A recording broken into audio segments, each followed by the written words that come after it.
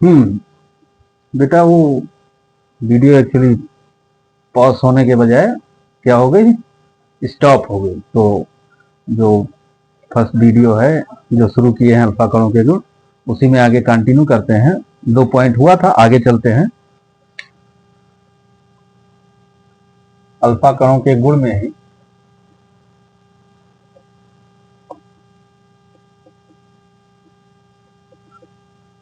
जो next point है, third point, ये अल्फा कणों का जो वायु में गमन करने की जो क्षमता है, यानी जब किसी रेडियो एक्टिव पदार्थ से अल्फा कण निकलते हैं तो वायु में कुछ दूर जाते हैं, तो ये जो वायु में जाने की दूरी यानी वायु में परास, वो रेडियो एक्टिव पदार्थ पर निर्भर करती है ना। अल्फा कणों की वायु में जो परास है, यानी रेडियो एक्टिव पदार्थ से निकलने के बाद अल्फा कण वायु में कितनी दूर तक जाएगा, वो क्या कहलाएगा, अल्फा कण का वायु में परास, है ना। तो ये किस पे निर्भर करेगी बेटा, रेडियो एक्टिव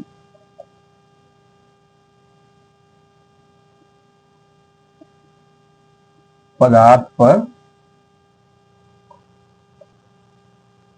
निर्भर करती है ना।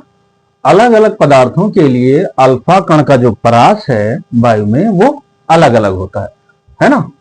तो वही दोनों पदार्थ लेते हैं, यूरेनियम फर्स्ट, इसका जो वायु में परास है आपका ये कितना है, 2.7 सेंटीमीटर, और जो थोरियम सी डैश है इसका 8.7 सेंटीमीटर।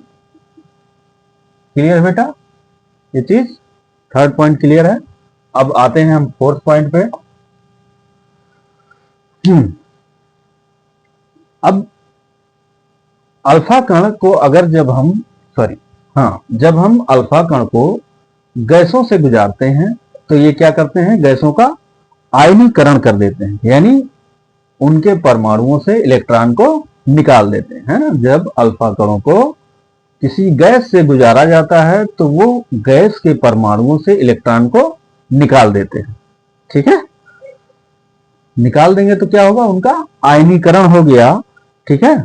और जो इनकी आयनीकरण क्षमता होती है वो बीटा कणों की अपेक्षा 100 गुनी तथा गामा किरणों की अपेक्षा 10,000 गुनी होती है ना। यानी अगला पॉइंट क्या कहता है कि जब अल्फा कणों को जब गैसों से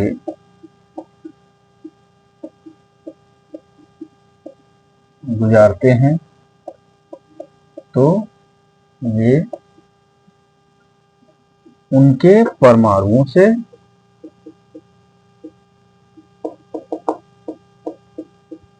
इलेक्ट्रॉन निकाल देते हैं, है ना।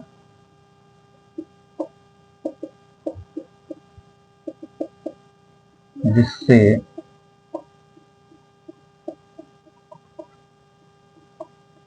गैसों का आयनीकरण हो जाता है, ठीक है। और अल्फा कणों की जो आयनीकरण क्षमता है, यानी आयोनाइजेशन पावर, है ना, अल्फा का, ये बीटा कणों के आयोनाइजेशन पावर के यानी आयनीकरण क्षमता 100 टाइम, है ना। और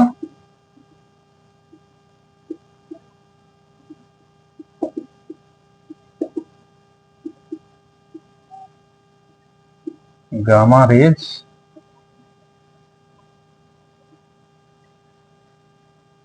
के आयनाइजेशन पावर के 10,000 टाइम, है ना। यानी अल्फा कणों की आयनीकरण क्षमता बीटा कणों की तुलना में 100 गुनी और गामा किरणों की तुलना में 10,000 गुनी ज्यादा होती है। ठीक है, तो फोर्थ पॉइंट क्लियर है। अब अगले पॉइंट पे आते हैं, इसका क्या गुण है। अल्फा कण जो आपका होता है वो पदार्थ को भेद तो सकता है, लेकिन उसकी भेदन क्षमता जो होती है वो काफी कम होती है। और ये 0.1 mm मोटी, यानी जो 0.1 mm पतली फिल्म है किसकी, एल्युमिनियम की, उसके द्वारा ही रोक लिया जाता है ना। तो आपका जो अल्फा कण है वो अल्फा कण पदार्थ को भेद तो सकता है, परंतु इसकी भेदन क्षमता काफी कम होती है ना।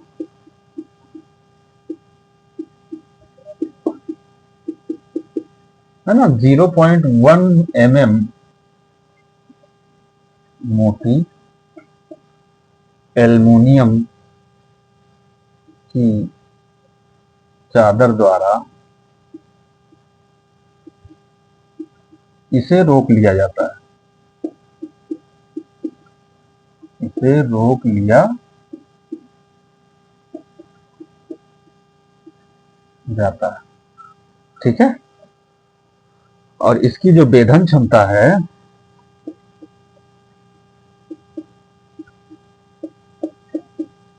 अल्फा कण, ये क्या होगा, बीटा कणों की तुलना में इसकी भेदन क्षमता ऑफ बीटा कण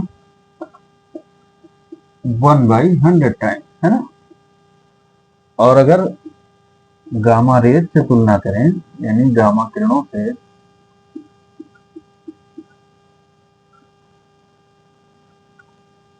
तो ये 1/10,000 टाइम्स बराबर। इतनी बात क्लियर है।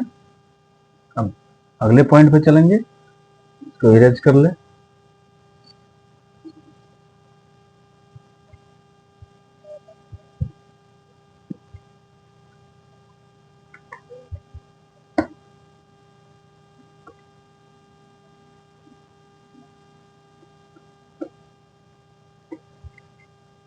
वन मिनट बेटा।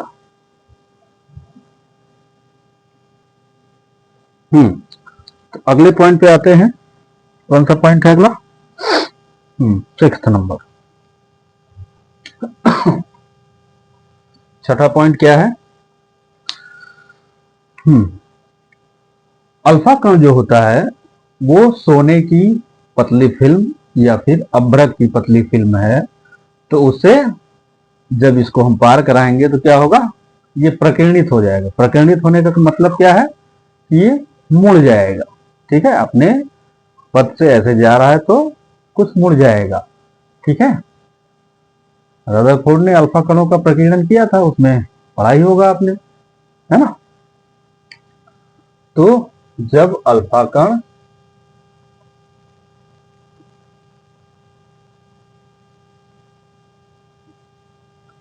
सोने अथवा अभ्रक, क्या होता है, अभ्रक एक काला पदार्थ होता है। ठीक है, जब अल्फा कण सोने अथवा अभ्रक की पतली फिल्म से, फिल्म मतलब पन्नी, पतली फिल्म से गुजारा जाता है तब इसका क्या होता है, प्रकीर्णन।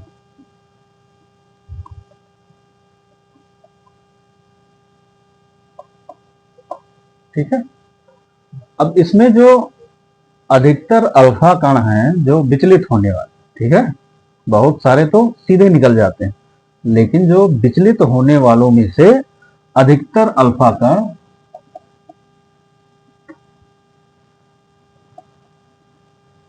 है ना, न्यून को से ही विचलित होते हैं,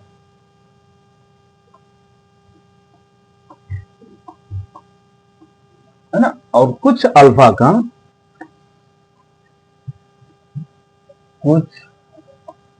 कण जो प्रकीर्णित होने वाले कुछ अल्फा कण हैं वो 90 अंश से अधिक कोण पर भी प्रकीर्णित होते हैं।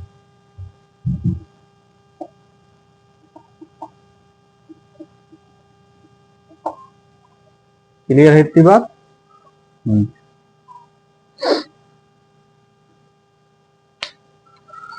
अब अगले पॉइंट पे आते हैं। नेक्स्ट पॉइंट क्या कहता है भाई? जो अल्फा कण है वो एक्चुअली जब अल्फा कण निकलते हैं किसी रेडियो एक्टिव पदार्थ से तो उनका वेग अधिक होता है। अल्फा कण अत्यधिक वेग से निकलने के कारण जब इनको किसी पदार्थ के नाभिक पर जब इनकी बमबारी कराई जाती है तो ये उस तत्व को दूसरे तत्व में बदलने की क्षमता रखते हैं, है ना। क्या होता है एक्चुअली? अल्फा कण अत्यधिक वेग से निकलने के कारण क्या होता है, इनको जब किसी तत्व के नाभिक पर इनकी बमबारी कराई जाती है तो ये उस तत्व को दूसरे तत्व में बदलने की क्षमता रखते हैं, है ना। इसी गुण के कारण रदरफोर्ड ने अल्फा कणों की बमबारी किस पे कराई थी? नाइट्रोजन पे करा करके, है ना, उसको ऑक्सीजन में बदल दिया था। ठीक है, तो क्या है अगला गुण? अल्फा कण अत्यधिक वेग से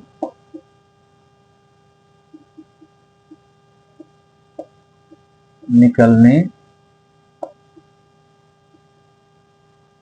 के कारण किसी तत्व के नाभिक पर इनकी बमबारी कराने से ये उसे किसी दूसरे तत्व में, है ना, तत्व में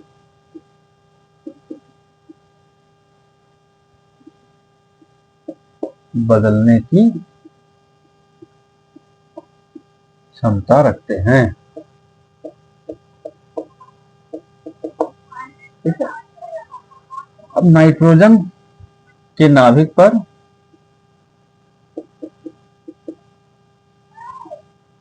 रदरफोर्ड ने अल्फा कण की बमबारी कराई तो वो किसमें कन्वर्ट हो गया? ऑक्सीजन।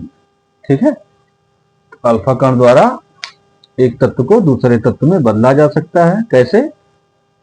किसी तत्व के नाभिक पर अल्फा कण की बमबारी करा करके उसको दूसरे तत्व में कन्वर्ट कर सकते हैं, है ना। और इसी गुण के वजह से रदरफोर्ड ने नाइट्रोजन के नाभिक पर अल्फा कण की बमबारी करा करके उसको ऑक्सीजन में कन्वर्ट किया, या चेंज किया, बदला। ठीक है, अगले पॉइंट पे आते हैं। नेक्स्ट पॉइंट क्या कहता है?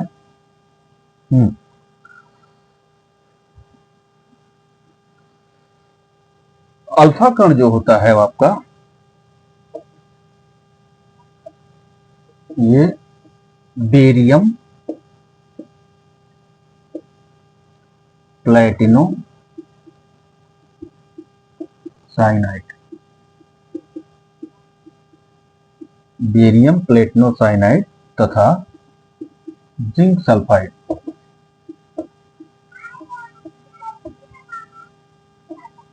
बेरियम प्लेटिनो साइनाइड तथा जिंक सल्फाइड जैसे पदार्थों पर क्या होता है, ये जब गिरता है तो प्रतिदीप्त उत्पन्न करता है, यानी चमक उत्पन्न करता है। जैसे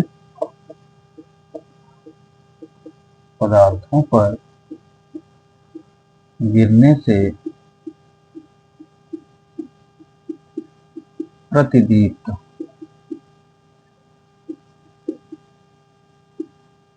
उत्पन्न करता है।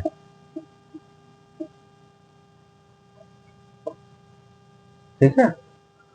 अब इसको अगर सूक्ष्मदर्शी से देखा जाए तो बेरियम प्लेटिनम साइनाइड और जिंक सल्फाइड का लगा है पर्दा, और उस पर अल्फा कण की बमबारी कराई या उस पर गिराया तो ये चमक उत्पन्न करेगा। ठीक है। नग्न आंखों से देखोगे तो वो अलग अलग नहीं दिखेगा, लेकिन जब सूक्ष्मदर्शी से देखा जाएगा तो उनके अलग अलग प्रतिदीप्त करने की जगह दिखाई जाएगी, मतलब दिखेगी सूक्ष्मदर्शी में, जिससे आप अल्फा कणों को गिन सकते हो, है ना। ठीक है, ये पॉइंट क्लियर है। अब नेक्स्ट पॉइंट पे आते हैं। अगला पॉइंट क्या कहता है? हाँ, अल्फा कण जो होता है वो फोटोग्राफी की प्लेट पर हल्का सा प्रभाव डाल देता है ना। अल्फा कण फोटोग्राफी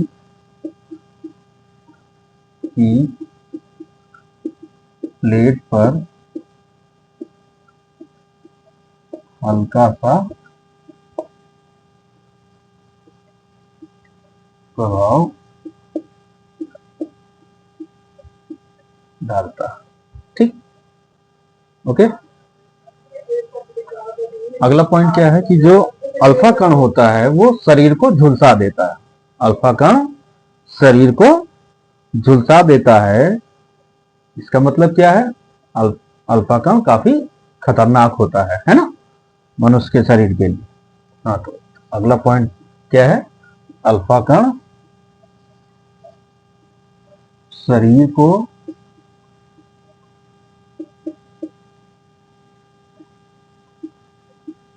झुलसा देता है।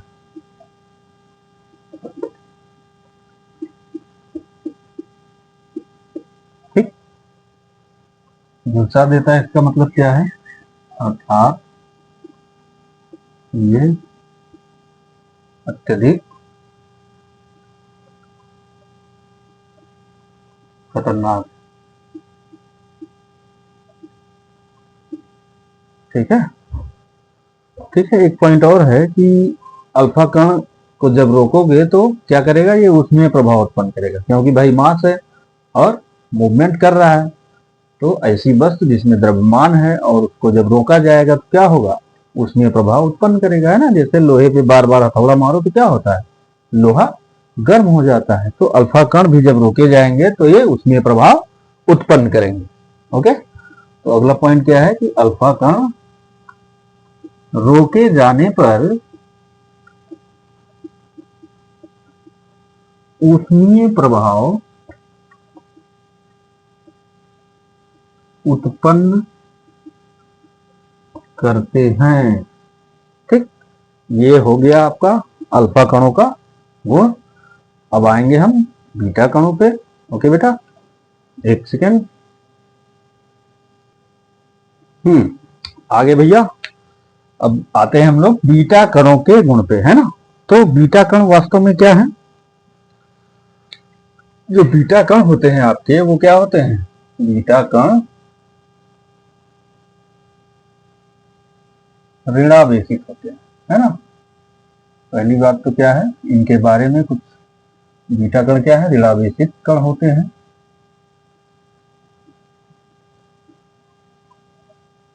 इस पर जो आवेश होता है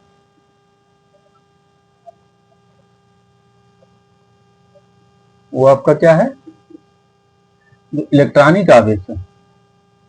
1.6 गुणे 10 की घात माइनस 19 कूलाम, है ना।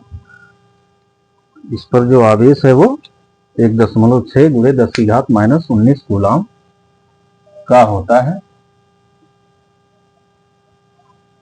जो इलेक्ट्रॉन के आवेश के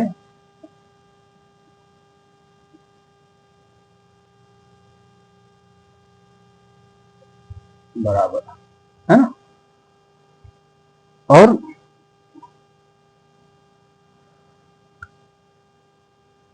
जो बीटा कण होते हैं ये वास्तव में तीव्र वेग से चलने वाले इलेक्ट्रॉन ही होते हैं, है ना। बीटा कण क्या है? ये तीव्र वेग से चलने वाले इलेक्ट्रॉन ही होते हैं, बराबर। लेकिन ये जो बीटा कण है ये किसी भी परमाणु के जो नाभिक के बाहर चक्कर लगाने वाले इलेक्ट्रॉन है वो नहीं होते हैं। बीटा कण उस परमाणु के नाभिक के अंदर से निकलने वाले इलेक्ट्रॉन, ठीक है। बीटा कण क्या है? नाभिक के अंदर से निकलने वाले इलेक्ट्रॉन, ठीक है। इस इलेक्ट्रॉन में और नाभिक के बाहर जो चक्कर लगा रहा है उसमें अंतर होता है, ठीक है। ये इतनी बात हो गई। अब इसके कुछ गुण हैं भाई, वो देख लेते हैं, है ना। तो पहला गुण क्या है इसका? ये भी जो बीटा कण होता है वो वैद्युत तथा चुंबकीय क्षेत्रों में क्या होता है? विक्षेपित हो जाता है ना। तो बीटा कण आपका क्या है? वैद्युत तथा चुंबकीय क्षेत्रों में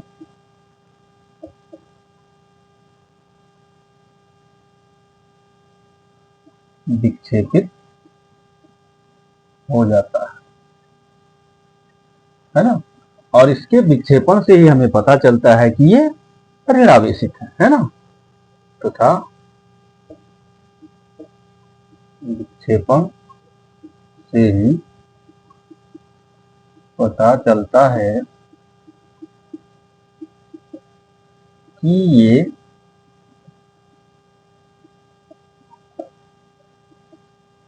ऋणावेशित होते हैं, ठीक है। इसका जो विक्षेपण होता है वो काफी ज्यादा होता है ना। इसका विक्षेपण काफी ज्यादा होता है और उससे क्या पता चलता है कि जो बीटा कण है वो अल्फा कणों की अपेक्षाकृत काफी हल्का है ना। यानी जो इसका द्रव्यमान है मास ऑफ बीटा कण is less then mass of alpha, है ना। जो बीटा कणों का द्रव्यमान है वो अल्फा कणों की तुलना में काफी कम होता है ना। नेक्स्ट पॉइंट देखते हैं। बीटा कणों का जो वेग होता है वो प्रकाश के वेग के 1% से लेकर के 99% तक होता है ना। यानी प्रकाश के वेग का 1% से लेकर 99% तक, यानी इसका वेग वैरी करते रहता है ना। जो बीटा कणों का वेग है वो वैरी करता है ना। और जो बीटा कण है और जो कैथोड किरण होती है, कैथोड किरण क्या है भैया? कैथोड किरण वास्तव में जो इलेक्ट्रॉन पुंज होता है उसी को बोलते हैं, है ना। इलेक्ट्रॉन पुंज यानी इलेक्ट्रॉन जब एक किरण के रूप में चलता है तो उसी को कैथोड किरणें बोलते हैं, है ना। तो इनमें और बीटा कण में यानी कैथोड किरण और बीटा कण में सिर्फ इतना ही अंतर है, किसका? वेग का ही अंतर होता है। क्लियर है?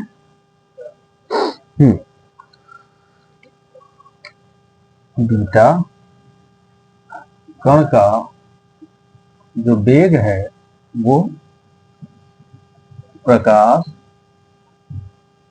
के वेग का 1% से 99% तक होता है, ठीक है। अब यहां एक बात और है, कैसे ये होता है भाई? इतना अलग अलग क्यों है? क्योंकि एक ही रेडियो एक्टिव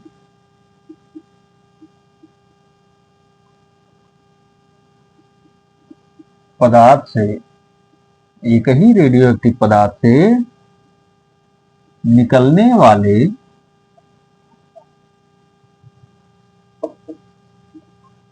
बीटा कणों का वेग भिन्न भिन्न होता है।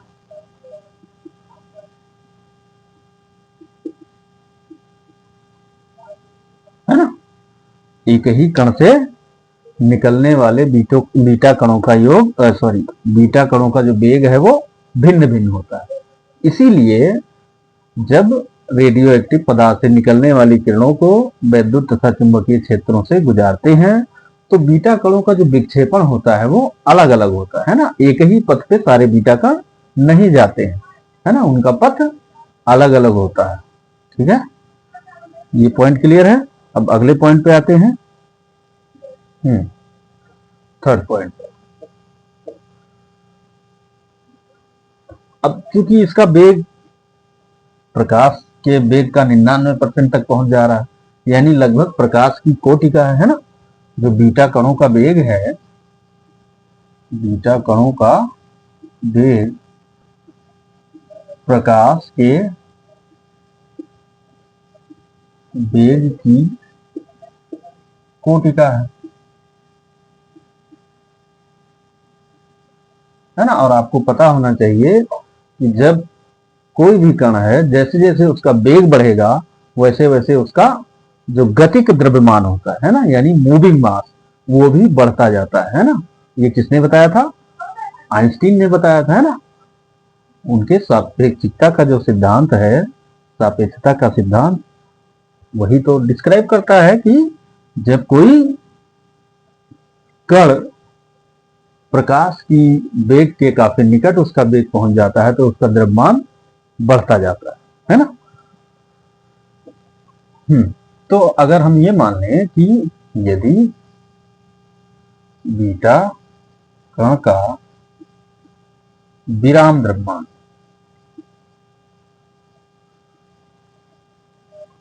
यमनाद तथा गतिक द्रव्यमान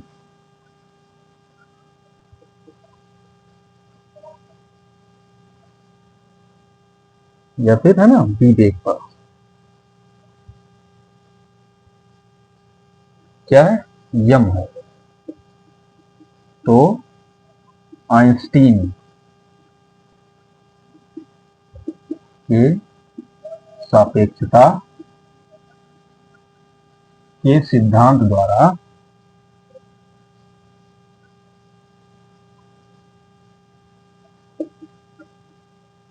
m जो होगा वो क्या होगा बेटा, m not divided by 1 minus B square by C square, है ना। इस समीकरण के अनुसार जैसे जैसे बीटा कण का वेग बढ़ेगा या कोई भी कण हो वैसे वैसे उसका द्रव्यमान बढ़ता जाएगा, है ना। अगर यहाँ पे b की वैल्यू c के वैल्यू के बराबर हो जाए तो m की वैल्यू क्या हो जाएगी, ये पूरा आपका नीचे जीरो हो जाएगा, तो ये इनफाइनाइट हो जाएगा। यानी कोई भी कण अगर प्रकाश के वेग के बराबर उसका वेग हो जाए, है ना, जिसमें द्रव्यमान है, तो उसका जो उसका द्रव्यमान बढ़ करके क्या होगा, इनफाइनाइट हो जाएगा, है ना।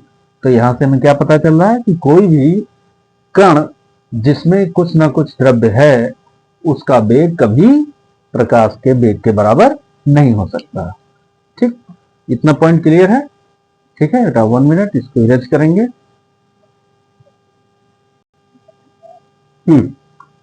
नेक्स्ट पॉइंट पे आते हैं, फोर्थ पॉइंट, है ना।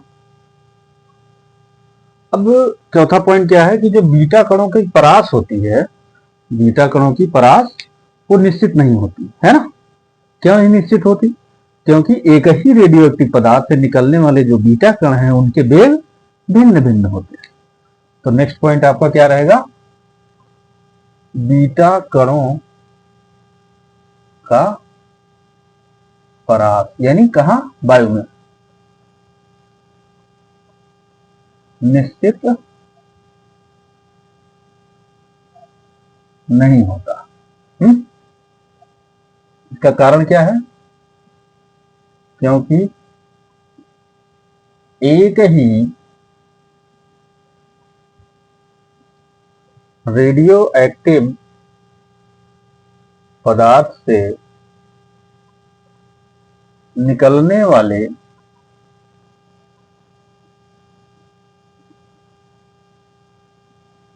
बीटा कणों का वेग क्या होता है बेटा, भिन्न भिन्न होता है।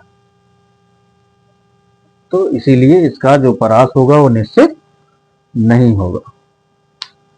ठीक है। भिन्न भिन्न होता है। और ये कहां से कहां के रेंज में? शून्य गतिज ऊर्जा से लेकर अधिकतम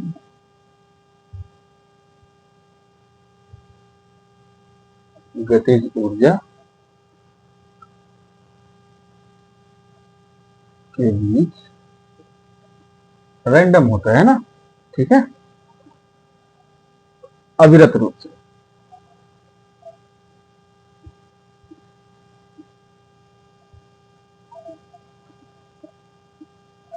क्लियर है बात? नेक्स्ट पॉइंट पे आते हैं। फिर अगला पॉइंट क्या कहता है कि बीटा कण जो होता है वो गैसों में आयनीकरण तो करता है। बीटा कण गैसों में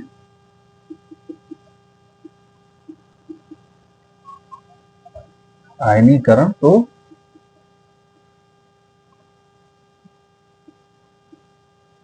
करता है, परंतु इसकी जो आयनीकरण क्षमता है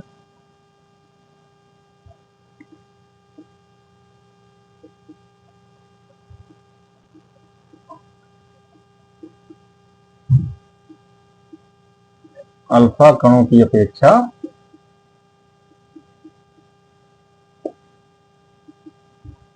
क्या होती है? काफी कम होती है। कितना कम होती है? 1/100 टाइम।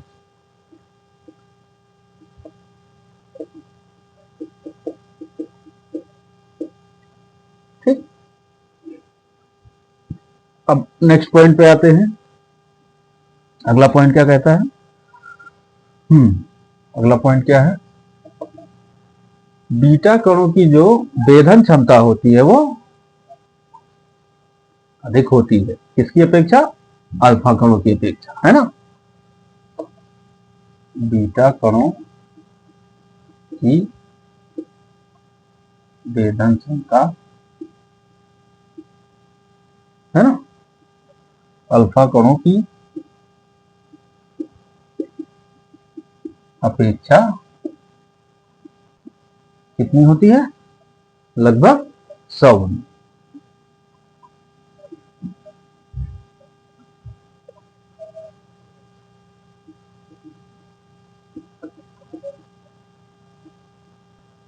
ठीक। और ये 1 मिलीमीटर एल्युमिनियम की चादर को भेद जाती है ना, या पार कर जाती है। इतना क्लियर है? Next point. अगला पॉइंट क्या कहता है भाई? आपका जो बीटा कण होता है ये भी बेरियम प्लेटिनम साइनाइड और जिंक सल्फाइड के पर्दे पर प्रतिदीप्त उत्पन्न करता है। ठीक है। बीटा कण बेरियम प्लेटिनम साइनाइड व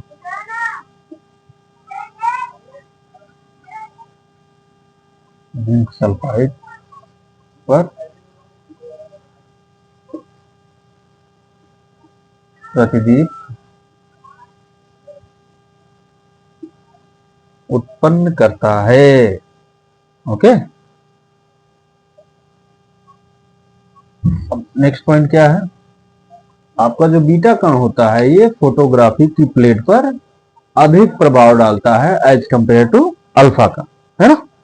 तो अगला पॉइंट है आपका बीटा कण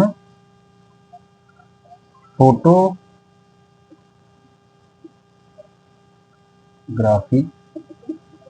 या कुछ फोटोग्राफी भी लिख सकते हैं, बीटा कण फोटोग्राफी की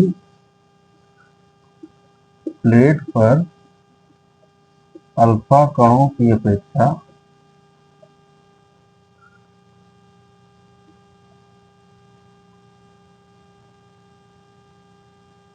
अधिक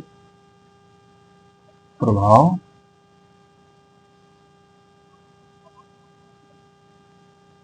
डालता है। तो ये बीटा कणों के गुण हो गए आपके। ठीक है, अब आएंगे हम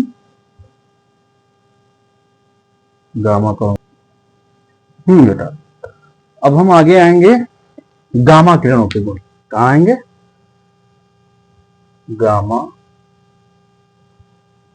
किरणों के गुण। तो पहले गामा किरण होता क्या है? तो गामा किरण क्या होता है भाई? वास्तव में गामा किरण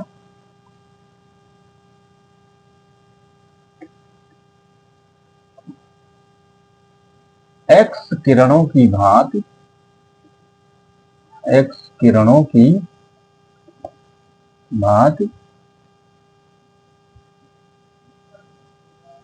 विद्युत चुंबकीय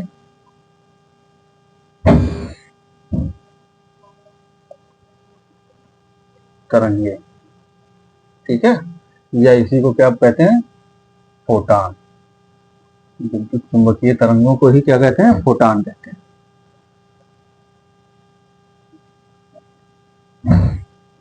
ठीक है, गामा किरणें वास्तव में क्या होती हैं? विद्युत चुंबकीय तरंगे होती हैं, जैसे कि एक्स किरणें होती हैं।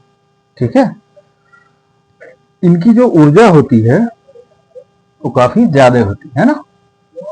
आपकी जो गामा किरणें हैं, गामा किरणों की ऊर्जा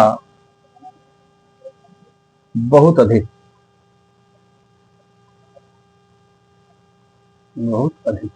है ना। कितनी वोल्ट की? Million electron volt. मिलियन का मतलब जानते ही होंगे आप लोग, 10 लाख है ना। 10⁷ मिलियन इलेक्ट्रॉन वोल्ट की कोट की होती है ना। गामा किरणों की जो ऊर्जा है वो बहुत ही ज्यादा है, मिलियन इलेक्ट्रॉन वोल्ट की कोट के बराबर होती है। ठीक है,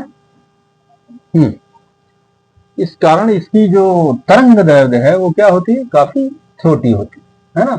इसकी जो तरंग दैर्ध्य है बेटा,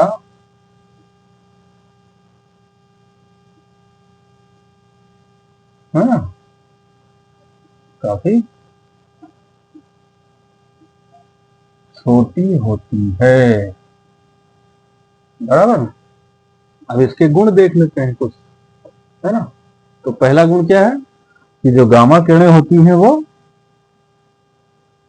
विद्युत तथा चुंबकीय क्षेत्रों से प्रभावित नहीं होती। इससे क्या पता चलता है कि ये आवेश रहित होती। तो पहली प्रॉपर्टी क्या है? गामा किरणें विद्युत तथा चुंबकीय क्षेत्रों द्वारा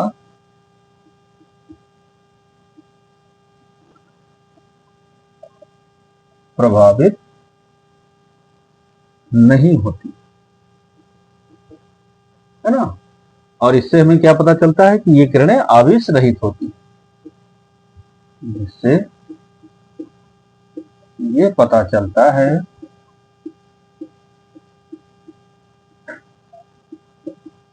कि ये आवेश रहित हैं। ठीक है बेटा। सेकंड पॉइंट, जो गामा रेज हैं आपकी वो प्रकाश के वेग से ही चलती है ना। गामा किरणें प्रकाश के वेग से चलती। जो गामा किरणें हैं प्रकाश के वेग से चलती हैं, है ना। सी की वैल्यू पता ही है आपको, 3 × 10⁸ मीटर पर सेकेंड। नेक्स्ट पॉइंट, अगला पॉइंट क्या कहता है, जो गामा किरणें हैं वो गैसों में आयनीकरण तो करती हैं, परंतु इनकी आयनीकरण जो क्षमता होती है वो अल्फा कणों और बीटा कणों की तुलना में काफी कम होती है ना। तो अगला पॉइंट लिख लेंगे अपन, गामा किरणें गैसों में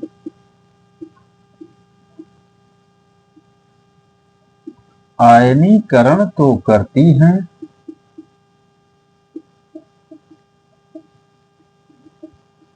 परंतु इनकी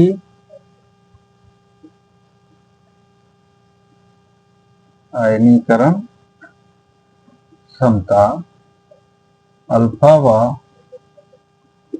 बीटा कणों की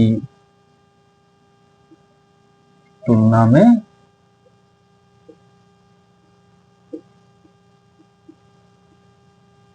काफी कम। ठीक है बेटा, अगला पॉइंट, अगला पॉइंट क्या है भाई, अगला गुण क्या है इसका,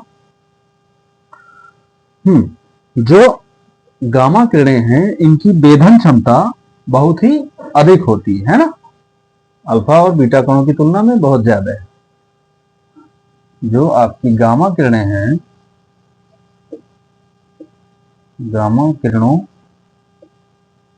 की वेधन क्षमता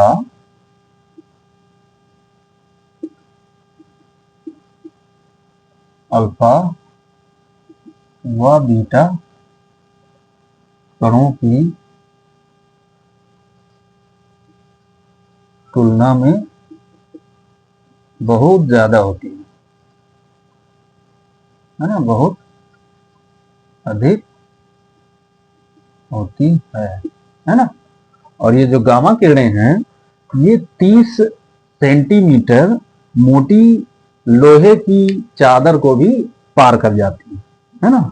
30 सेंटीमीटर यानी 1 फीट हो गया लगभग, है ना, एक फीट की, है ना। गामा किरणें 30 सेंटीमीटर लोहे की चादर को पार कर जाते हैं।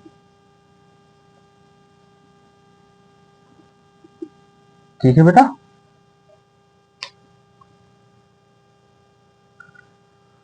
हाँ गामा किरणें, अगला पॉइंट क्या है आपका कि जो गामा किरणें हैं ये भी प्रतिदीप्त उत्पन्न करती हैं। गामा किरणें प्रतिदीप्त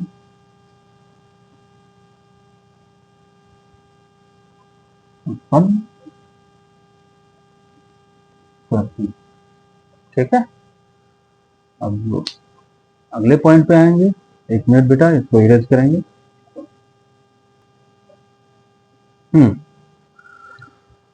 अगला प्रॉपर्टी क्या है गामा किरणों का, 5th नंबर, नहीं अगला 6th है, 6th पॉइंट है आपका, जो गामा किरणें होती हैं ये फोटोग्राफी की जो प्लेट होती है उसको बीटा कणों की अपेक्षा अधिक प्रभावित करती है ना। गामा किरणें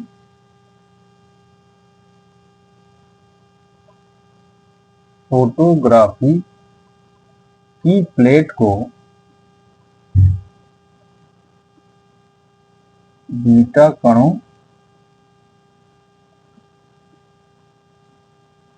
की तुलना में अधिक प्रभावित करती। ठीक, ये हो गया। अगले पॉइंट पे आते हैं, 7 नंबर।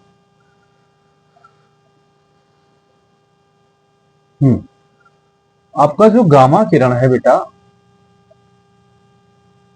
गामा किरणें और जो एक्स किरणें हैं वह एक्स किरणें, इनमें समानता तो होती है ना। गामा किरणें व एक्स किरणों में काफी समानता होती है।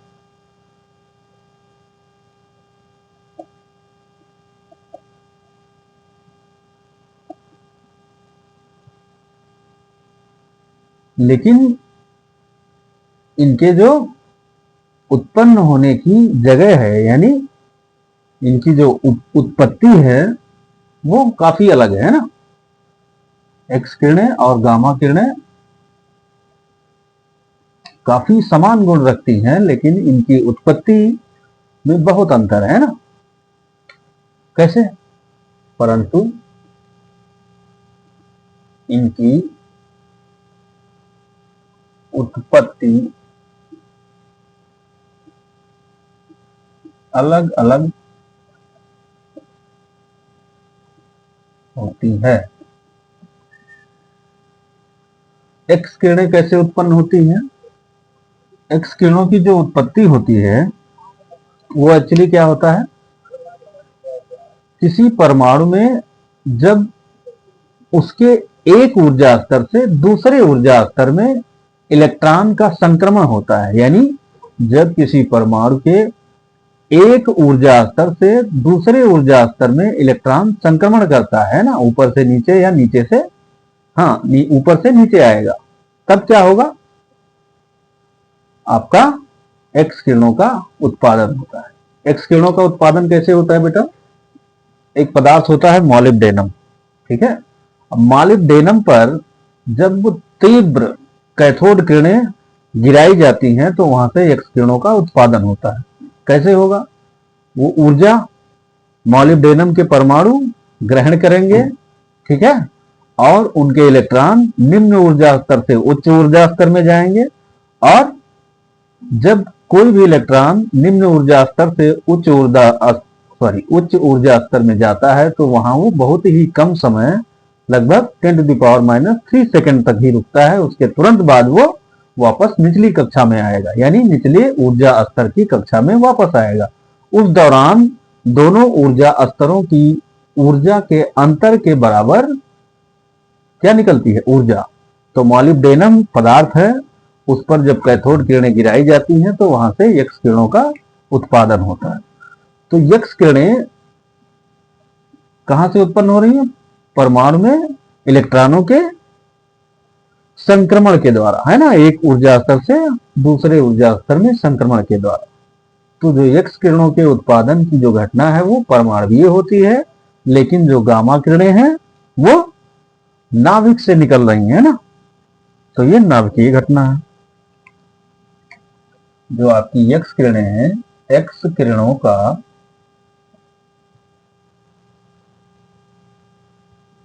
या उत्पत्ति किसी परमाणु में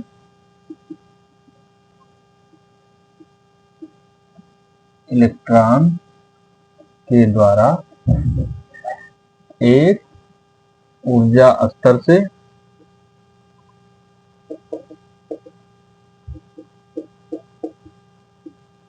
दूसरे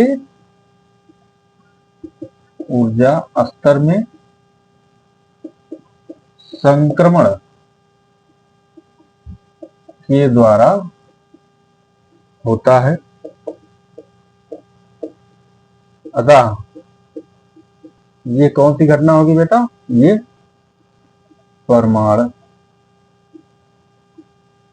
परमाणुीय घटना है। जबकि गामा किरणों की उत्पत्ति नाभिक से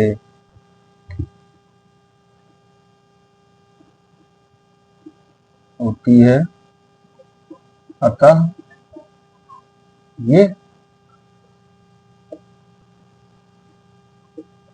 नाभिकीय घटना है। ठीक है। एक्स किरणें और गामा किरणों में काफी समानता होती है, बस इसकी उत्पत्ति अलग अलग होती है।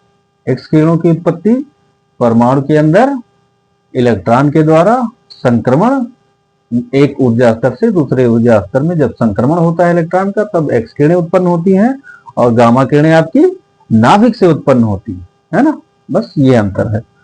अगले पॉइंट पे आते हैं।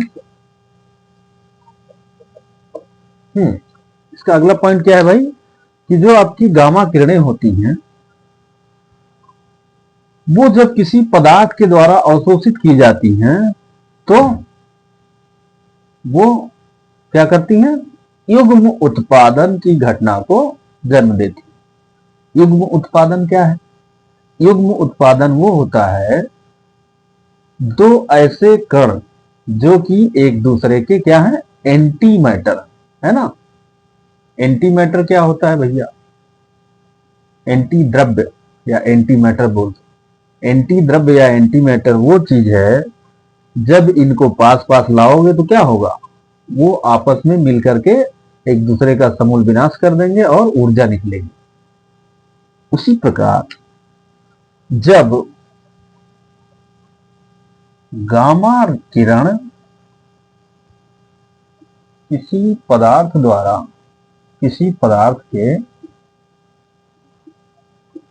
नाभिक द्वारा, अवशोषण कौन करेगा? पदार्थ का नाभिक करेगा, है ना। जब गामा किरण किसी पदार्थ के नाभिक द्वारा अवशोषित होता है तो ये युग्म उत्पादन है ना, तो ये युग्म उत्पादन की घटना को अंजाम देता है।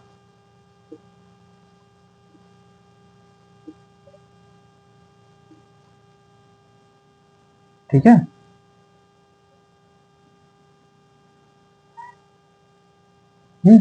तो एक्चुअली होगा क्या, जब गामा किरण, एक गामा किरण है यानी गामा फोटान है, वो किसी नाभिक द्वारा उत्पन्न नाभिक द्वारा अवशोषित किया जाएगा तो क्या होगा, युग्म उत्पादन होगा। युग्म उत्पादन में क्या क्या उत्पन्न होगा, एक इलेक्ट्रॉन और एक पॉजिट्रॉन, है ना, है ना। पदार्थ के नाभिक द्वारा गामा फोटान को अवशोषित करने पर इलेक्ट्रॉन, है ना, ई माइनस तथा पॉजिट्रॉन, पॉजिट्रॉन ई पॉजिटिव, है ना। पॉजिट्रॉन जो होता है उस पर इलेक्ट्रॉन के ही बराबर धन आवेश होता है और द्रव्यमान सेम इलेक्ट्रॉन के जैसा की उत्पत्ति होती है, की उत्पत्ति होती है। ठीक है। और जो गामा किरण अवशोषित हुआ वो उसका स्वयं का अस्तित्व समाप्त हो जाएगा, है ना। यानी अगर एक गामा फोटान है,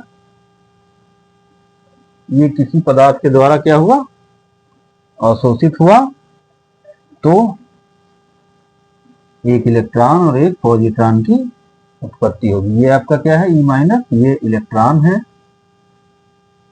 और ये पॉजिट्रॉन। ठीक है बेटा।